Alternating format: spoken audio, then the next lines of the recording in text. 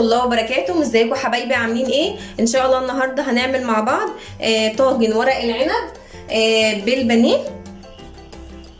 اول حاجه ان احنا هنشوي البانيه مع بعض قبل ما نحطه في الطاجن بتاعنا.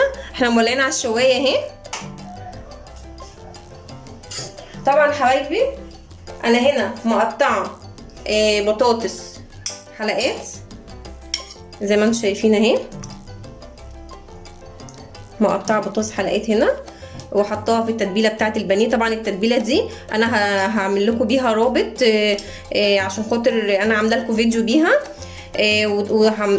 ومتبلاها في بعض، سايبينها تاخد التتبيله مع بعض. وهنشوي اول حاجه هنشوي البانيه. وطبعا انا عامله الخلطه بتاعه الورق العنب زي ما انا عملتها قبل كده. طبعا الطاسه هي سخنت اهي، الشوايه بتاعتنا سخنت. بسم الله الرحمن الرحيم. سامعين الطشه دي؟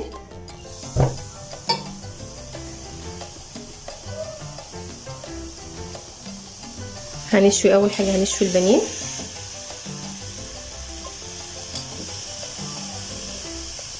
طبعا التتبيله بتاعت البانيه وكل التتبيله اللي انا عملتها دي هنزل لكم فيديو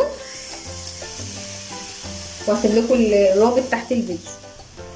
حبايبي هنعمل مع بعض طاجن ورق العنب بالبانيه. طبعا احنا هنشوي البانيه زي ما انا حطيته دلوقتي على الشوايه. ولعنا هنا على الحله عندك او البريم. هدهنه بس في الاول زبده، مكعب من الزبده. بسم الله الرحمن الرحيم. طبعا انا وريتكم الحله دي طبعا في الفيديو اللي فات، في الفيديوهات بتاعتنا. وطبعا الحله دي ما شاء الله عليها مش بتلزق، ما بتلزقش. بس انا برضو هدهنها زبده في كل الجوانب. حبايبي هنعمل خطوه خطوه مع بعض. خلاص كده حطينا الزبده في قعر الحله او الطاجن بتاعنا. طبعا اي حد لو انت عندك اي حله، عندك صينيه، عندك طاجن، اي بريم، اي حاجه. احنا طبعا هنرص اول حاجه. طبعا احنا عندنا على ايد الورق العنب ده انا مش بحب ارميه. لو انت طبعا الحله ما بتلزقش، بس هي بتدي برضو ايه شكل. واللي عنده حله اللي هي بتلزق هنحط دي في قعر الحله او في قعر الطاجن بتاعنا زي ما انتم شايفين كده.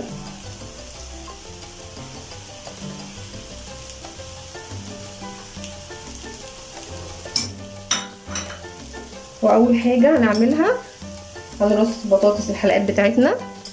طبعا انا سبتها في التتبيله بتاعه البانيه علشان تاكل التتبيله بتاعتها. شوينا حبايبي البانيه مع بعض، هنرصه هنا في الطاجن او في الحله بتاعتك او في الطاسه. لو انت عندك صينيه في القارب هنرص كل البانيه، او انت ممكن انت تشوحيه حتى في طاسه لو انت مش عندك شوايه. اهم حاجه ان هو بيبقى افضل واطعم. وعن تجربه ان ماما كانت عاملاه وقالت لي على الطريقه دي وطلع تحفه والله. عن تجربه حلو جدا، وجربوه ان شاء الله هيعجبكم. وطبعا انا كنت عامله معاكم ورق العنب. في عندي حلقه لورق العنب اللي ازاي اسلقه. سلقت ورق العنب اهو حبايبي، سلقته عشان وقتنا. وطبعا عملت الخلطه وانا هكتب لكم في صندوق الوصف. هعمل لكم هكتب لكم كل المكونات. طبعا حبايبي انا وريتكم الخلطه قبل كده بتعمل ازاي، واللي انا الف الورق العنب ازاي، بس انا هوريكم تاني. هنعمل الاول ورقتين مع بعض. الجنب الخشن اهو هنحط عليه الخلطه بتاعتنا وهنجيب كده وهنقفل من جنبين. انا بحب ان هو يكون صغير. بسم الله الرحمن الرحيم. طبعا انتوا عارفين اللف بتاعي بعمل ازاي، يبقى على بق واحد. وهنكمل هنا برضو بنفس الطريقه كده حبايبي.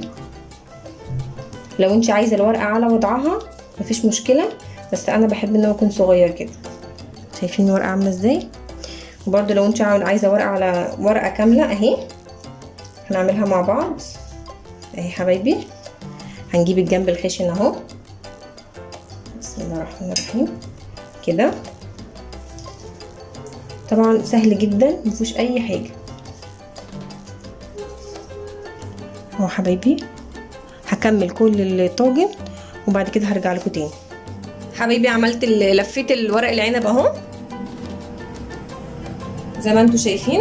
هنعمل بقى الشوربه. حطينا هنا عشان خاطر نعايره الشوربه بتاعتنا، حطينا شوربه وحطينا هنحط معلقه صلصه دلوقتي.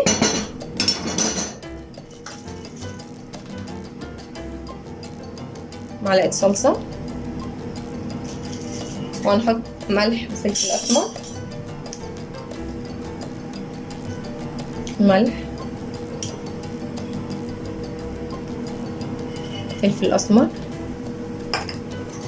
وهنعصر نص ليمونه.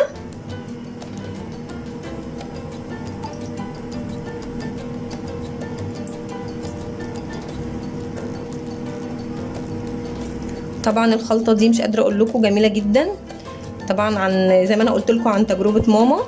في ناس بتحط الليمون كده فوق الوش.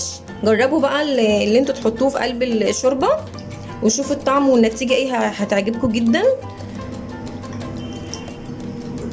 اهم حاجه بقى احنا هنعمل ايه هنا، هنجيب طبق حراري اهو وهنحطه نضغط بيه هنا على الشوربه. انا بس الشوربه عايزاها تبقى ايه في الجوانب. بسم الله الرحمن الرحيم.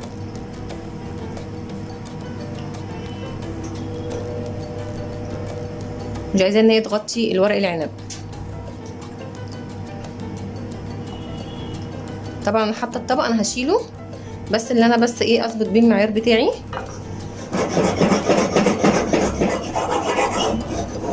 لسه. بسم الله الرحمن الرحيم.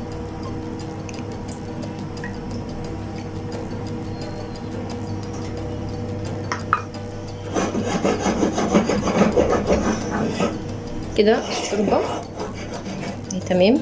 انا مش عايزه ان هي تتغطى بيه، انا بس ان هي تكون ايه باينه من الفراغات اهي. ماشي حبايبي، لو انتوا حابين ان انتوا تحطوا السمنه اول ما تتشرب مفيش مشكله. طبعا هنحط السمنه دلوقتي عشان اول ما يتشرب هدخله الفرن على طول. هنحط سمنه بلدي اهي، طبعا هي كده اصلا مع السخونيه بتتوزع. وهوطي عليه حبايبي، مش هوطي عليه دلوقتي، اول ما يتشرب هوطي عليه وهدخله الفرن. ويا رب تكون طريقتي عجبتكم وتجربوها، وما تنسوش تعملوا لي لايك وشير وسبسكرايب. والسلام عليكم ورحمه الله وبركاته.